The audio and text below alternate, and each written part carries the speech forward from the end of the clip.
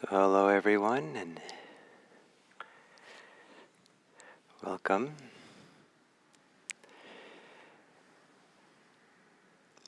So in the journey through the Satipatthana Sutta, through the Buddha's teachings on developing a heightened awareness in our lives, we're now in the second foundation. And from here on out, the second, third, and fourth, the practice that's emphasized is knowing, is to know what's happening. In the earlier exercise, there were other things that, for the first foundation, there was knowing, there was experiencing, there was relaxing the body, there was clear comprehension, there was the use of the imagination or reflection in order to connect to the different aspects of the body. And but here on, it's just to understand or to know. Bhikkhu Bodhi translates it understands. I like to translate it as to know. One knows. And knowing is really kind of at the heart of sati, of mindfulness. And when we know, when we emphasize the knowing, sometimes it's easy to get lost or focus too much on the thing that we're getting to know, as if that is the important thing. And it is important, and I don't want to diminish its value of really seeing clearly. But there's another side to knowing, and that is that knowing does not interfere with what is known. Knowing is a very simple practice. Just knowing without judgment, without criticism, or without desires or aversions. Just know. But one of the reasons that's important is that knowing makes room in the mind for something new to arise. And I'll explain it this way: that much of the days that we're living, we're acting in reaction or directly in the input, the data, the senses, the experience that's coming. We're reacting to it without a lot of forethought or without a lot of reflection. So, for example, if you're sitting or we're sitting uncomfortably in a chair, many people will adjust themselves without thinking about it. They feel the discomfort, and then there's kind of an automatic to adjust themselves. Or we hear a sound and automatically turn towards it without any kind of even awareness that we're thinking about it or choosing to turn towards it. Or we have a pain someplace in the body, and there's immediately in the wake of that pain, there's aversion. We have pleasure in the body, and then there's an automatic response of, this is great, I want more of this. So reactions are the actions that come kind of almost automatic, almost like they're triggered by the experience. And this can happen in the mind as well. We have a particular thought, and certain thoughts produce a reaction. And so we have another thought, and much of our thinking is in some ways reactive. It's prompted, it's catalyzed by the thought before. Or there's feelings, internal emotions and feelings we have. So, for example, anger. Anger is a reactive emotion. It's an activity of response to something's happened that triggers it. And so I think about something that someone was unkind to me, and I have a thought about it. And just the thought itself is a trigger for a reaction. I'm angry or indignant or something. And when that reactivity, the reaction, the response is kind of immediate, catalyzed by the input that comes in, there's no room for some deeper wellspring, deeper flow of our life, the free flow of our inner life flowing out, like a wellspring a fountain, kind of the water flowing out from deep inside the earth into the fountain, into the spring. And so the knowing helps us to know what's happening. We see what's happening. Helps us to know our reactivity. But the knowing in its simplicity is starting to make room for some wellspring, something different, something to emerge from within that is not reactive. That's radically different. It's almost like a paradigm shift in how we live our lives, from being reactive, responsive to the input that comes in all kinds of ways, including from the mind and emotions. And rather than responding to input, we're allowing something to emerge. Rather than being customers of life, we're being producers of life. And that's independent or free from the input that's coming all the time. So knowing allows for space for the emergence of something inside which we don't make or create, that is not catalyzed by the input that comes in from anywhere, but rather exists in a certain way independent of our judgments, our ideas, our theories, our memories, all kinds of things. So taking a comfortable, alert posture, a posture in which we practice knowing. Perhaps a knowing that's not only cognitive, but also experiential. The way the body knows.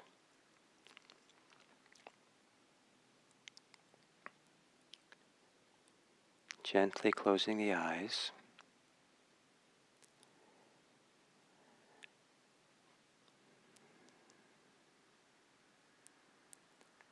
And without any special breathing, familiarize yourself with how you're breathing right now.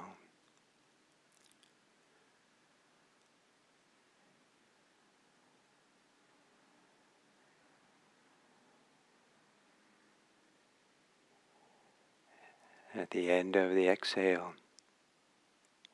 let there be a ever so small pause in the exhale, so you can feel the emergence of the inhale. It's what the body does. It breathes in. If you pause at the top of the inhale, you'll feel the body's desire to exhale. The exhale emerges.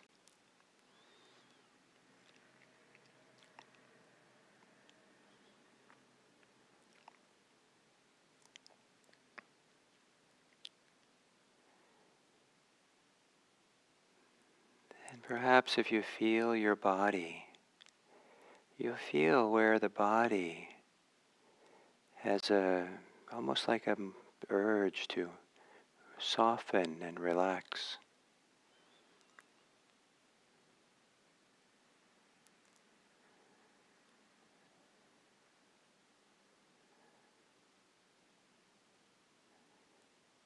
In the face, the shoulders, the belly.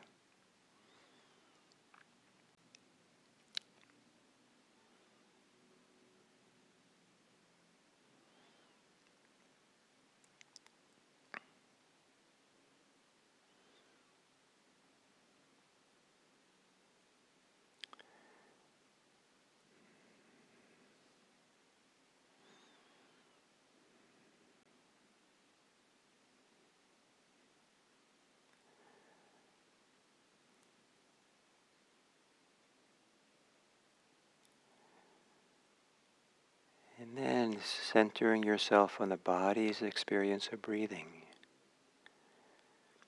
Seeing how you could know breathing, no inhale, no exhale. So you know the breathing itself. You experience it, you feel it. And in the knowing, there's lots of room. There's room for a kind of allowance, allowing the breath to breathe itself.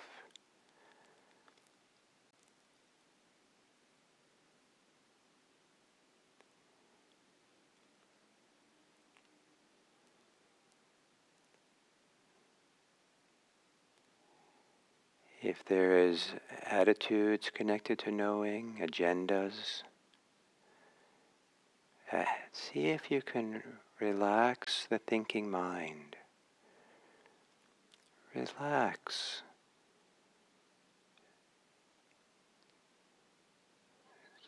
Kind of like clearing a windshield, a window, so you can see clearly. Clearing the window of knowing. So there's only knowing of what is here. Knowing of in-breath, knowing of out-breath.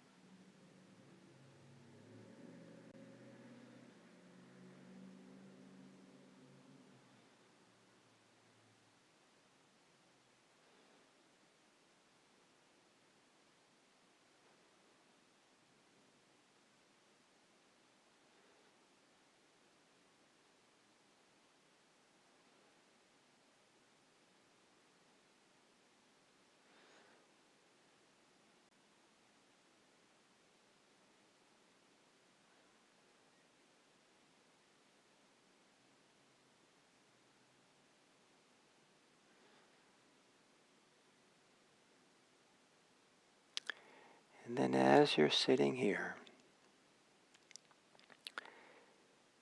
what might be, if you're aware of yourself globally, is your global experience of being here more on the pleasant side of things or the unpleasant?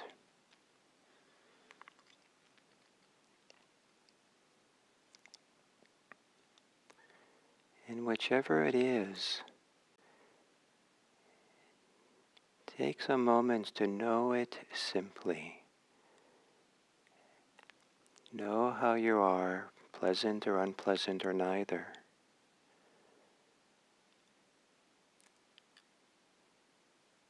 As if you have permission to be this way. There's no need to be any different.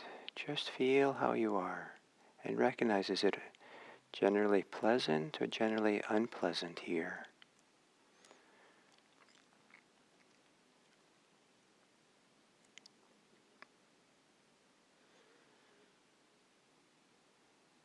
And whichever it is, do you react to it?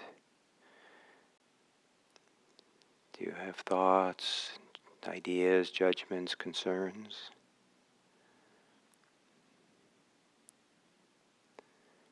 If you do, you're making less room for something deeper to emerge in this space that knowing creates. This space that awareness provides.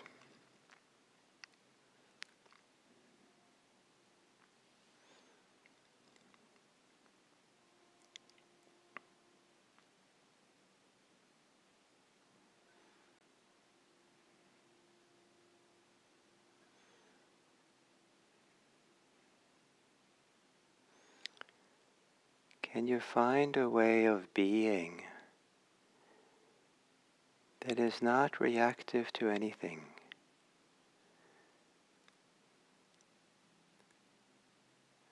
That allows whatever is just to be in this space of awareness.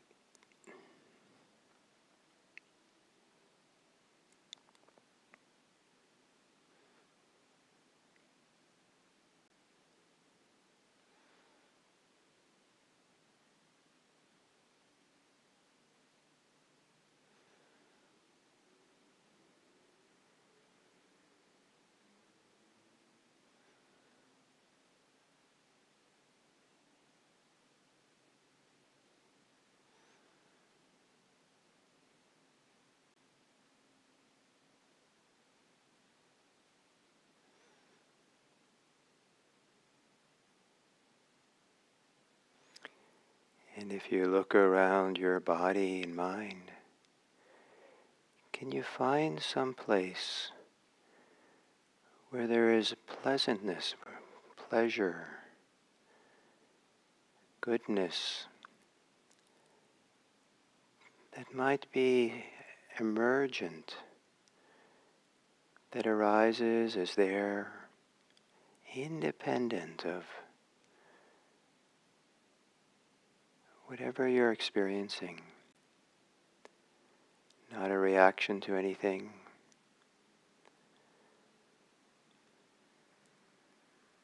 Is there a place within of quiet, of calm, some degree of peace, some kind of pleasure?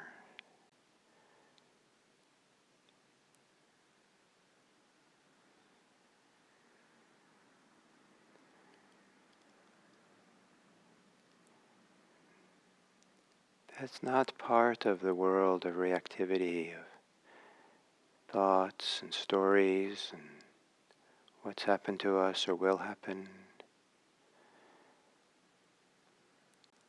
The place where there's feeling at home, here and now. A place of pleasantness, pleasure, however small.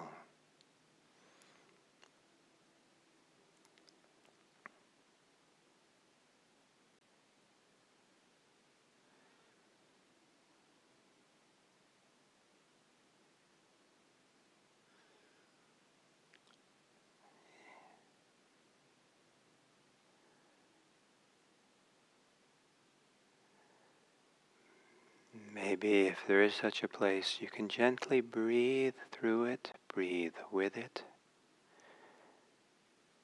knowing it as you breathe.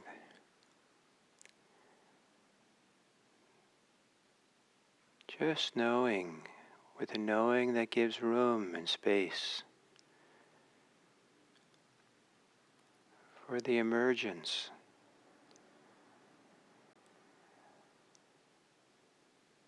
of what flows from inside, the wellspring.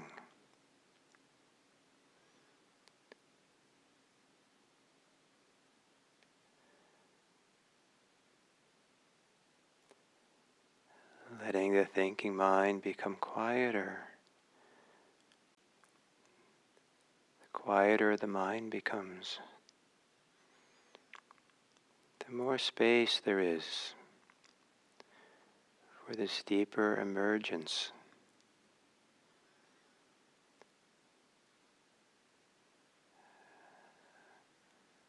of what exists free of reactivity, not dependent on the inputs that come in.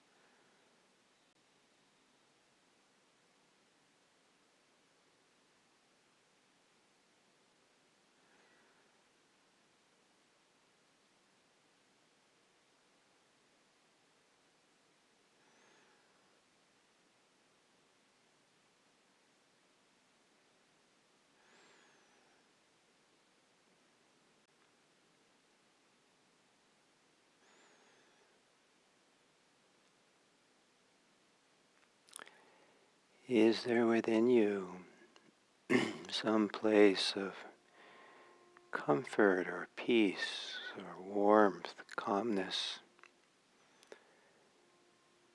that seems to be independent of the world around you? Maybe even independent of your ordinary feelings and thoughts.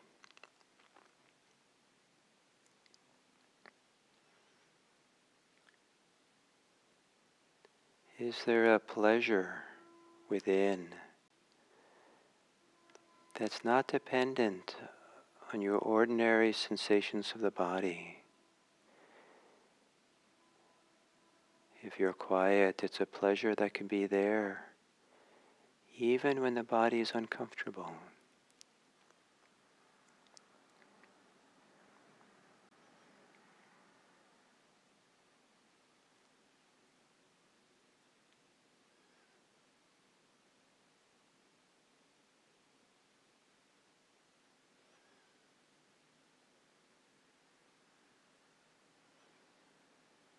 A quiet pleasure that's in some ways more satisfying than ordinary sensual pleasure.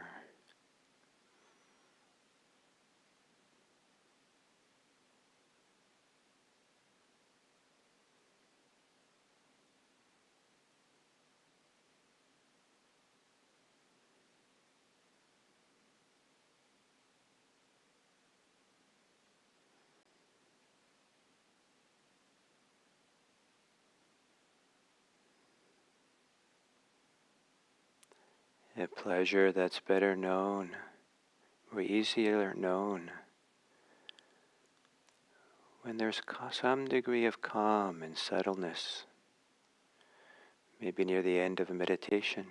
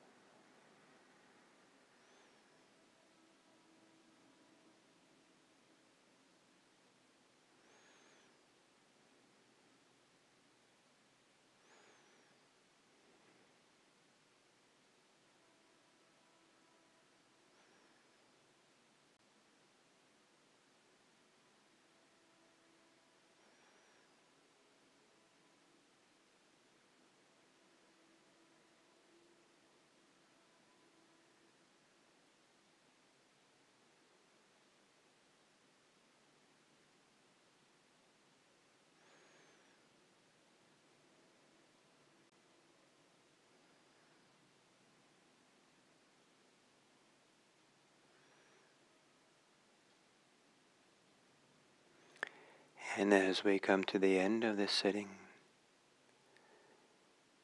appreciating that certain emotional states have its origins in the deeper well springs within. Love, generosity, kindness, a love of honesty that's easily eclipsed by the reactive emotions and feelings, fear and anger,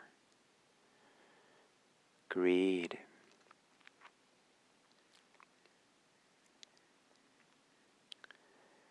Perhaps we can celebrate,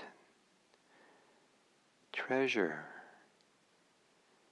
the emergence of the goodness within when we're quiet and peaceful.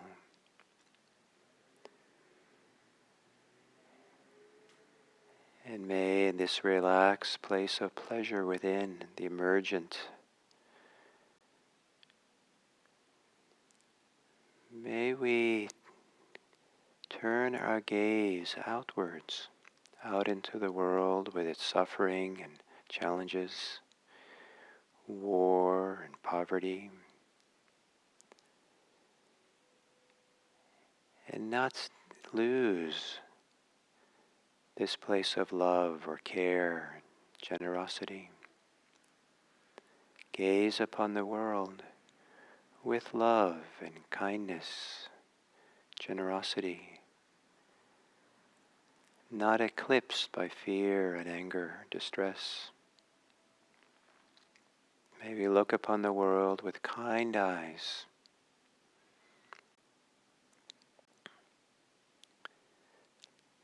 concerned with the welfare and happiness of others.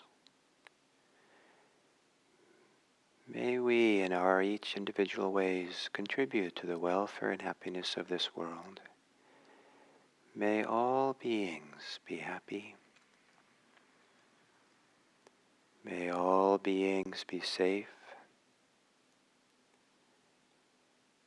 May all beings be peaceful.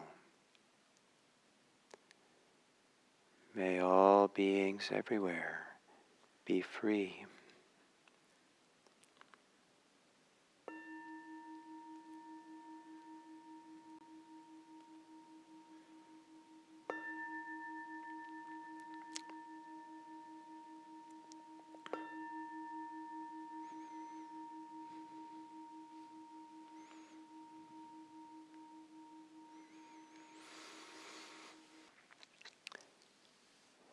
So, continuing with the topic of the second foundation of mindfulness, and repeating a little bit what I said in the meditation.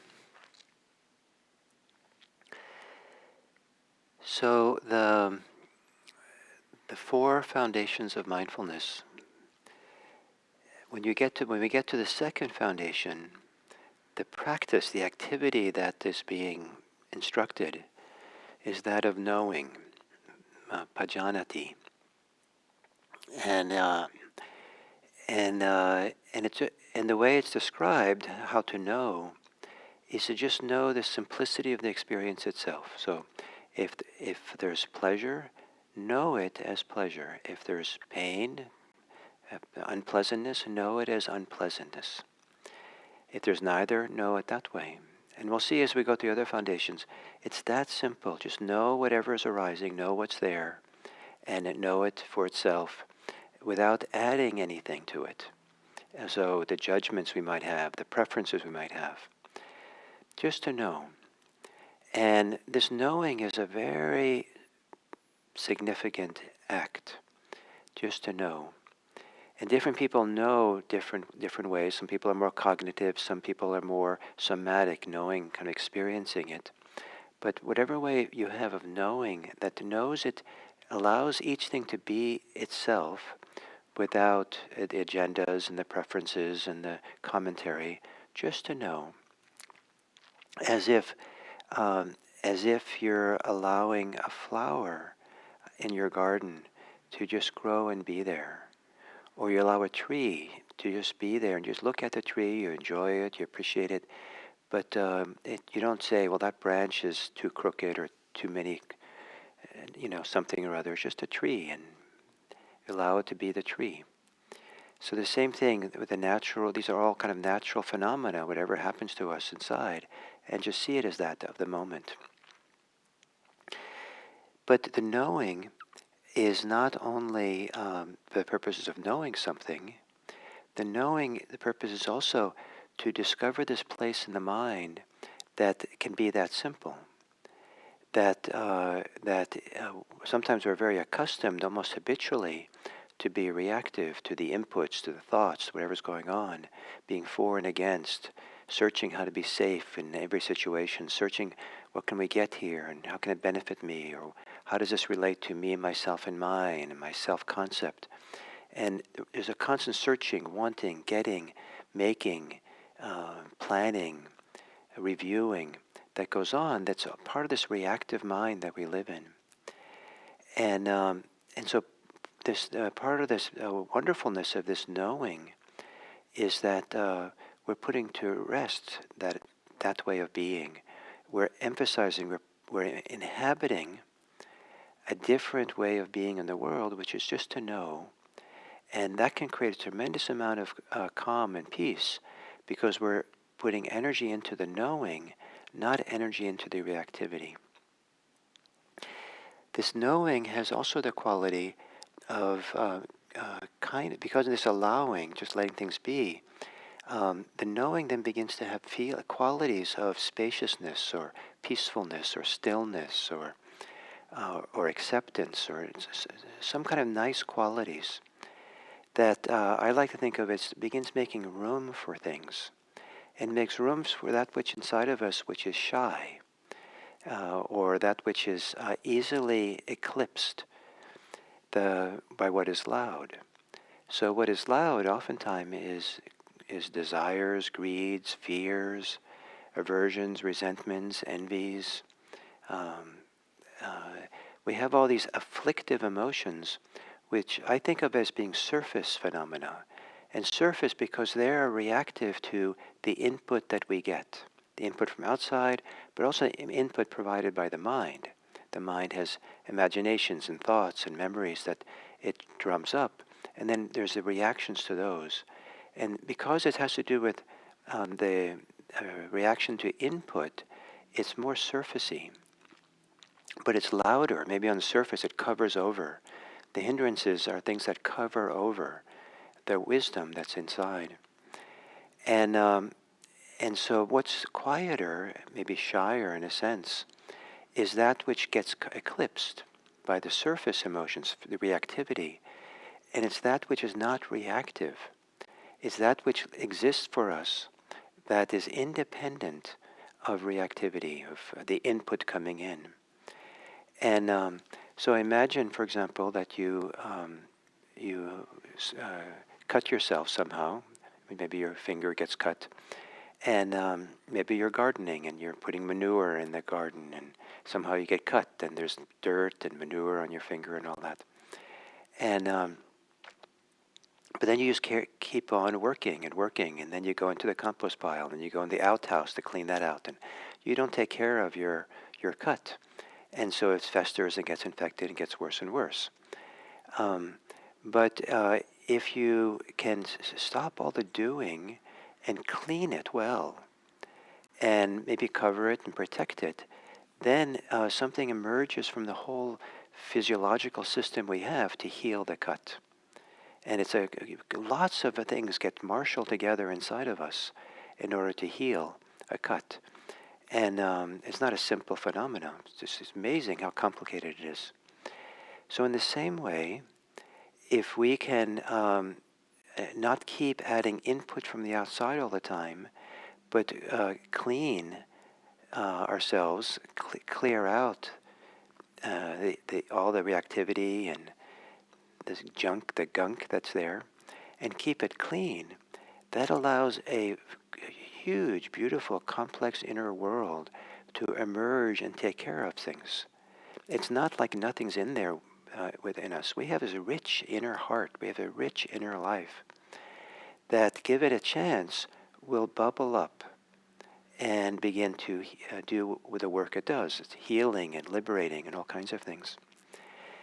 And so in this second foundation of mindfulness, the Buddha goes first. He says first, I'm interpreting now. Well, first it says, know what's pleasant as pleasant. Know what's unpleasant as unpleasant. Know what's unpleasant, neither pleasant nor unpleasant. Just learn to make those distinctions.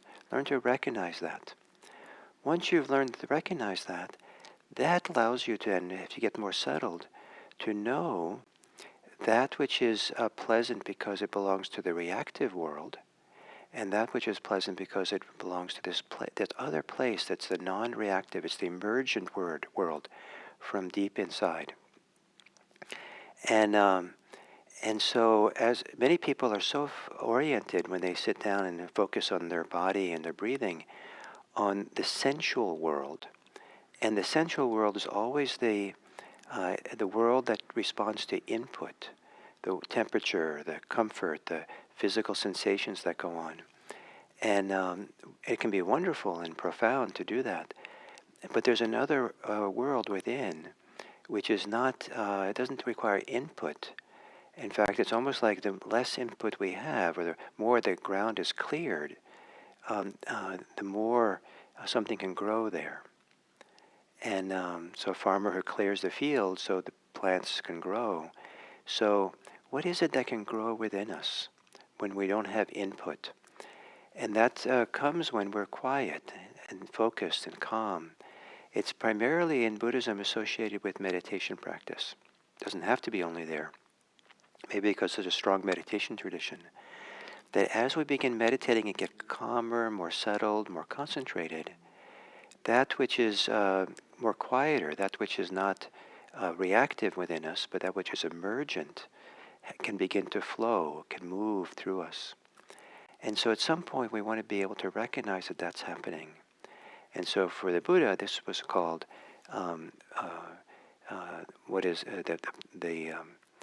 the pleasure which is not of the flesh, and the unpleasantness that is not of the flesh. And I kind of like to translate it as worldly and spiritual, though some people can say physical or spiritual. Or one translator has worldly and unworldly, which reminds me of some other location that's not even here, the astral field or something. But they call it unworldly. But it has to do with something that is really valuable as we move along the path of insight, path of mindfulness. That's something we begin to be attuned to, something that's usually eclipsed and hidden in our reactive, preoccupied mind. And so if we're always trying to navigate, negotiate the reactive mind, the mind that's all about input and rearranging the deck chairs on the Titanic, everything has to be right and fixed and made just right in the world. Then we're missing the opportunity to become aware of these deeper well springs. And these deeper well springs then become the reference point for this path of liberation that's being described in the 4 foundations of mindfulness. These deeper well springs of the emergent, of the spiritual, of the non-sensual, non-sensual in the sense that it's impacted by, the sense doors are impacted by input from the outside.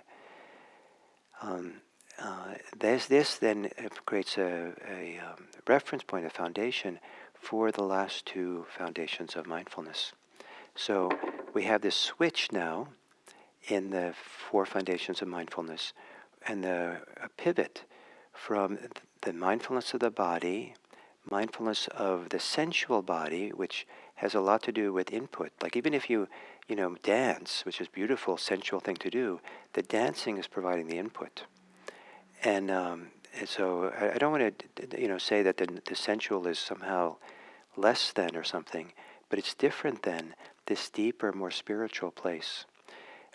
So here we're having a switch in Satipatthana from that which is of the body, that which is the physical sensuality, to now focusing on something that's some people might call the mind, if the mind, the citta, which is the whole inner landscape, but something deeper and more intimate, and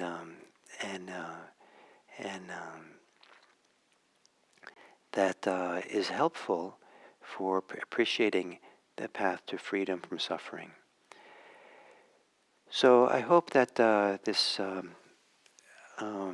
discussion about this distinction between of the flesh and not of the flesh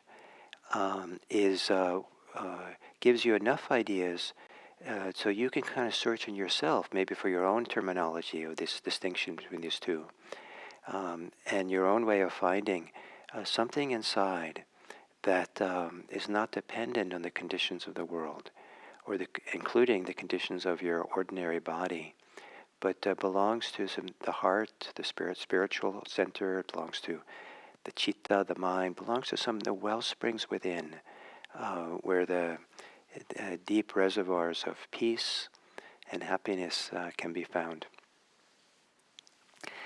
So thank you. And so next week I won't be here. I'm going off on retreat at IRC, and very happy to have Nikki Mirgafori coming back. And she's done this a few times now, and I think people have really appreciated her, and I appreciate your welcome reception of her, your appreciation of her that I've heard from many people. And so I'll be back on the 7th of March, and then we'll start with the third foundation, these citta, this mind states or this inner life that we're now beginning to point to. So thank you.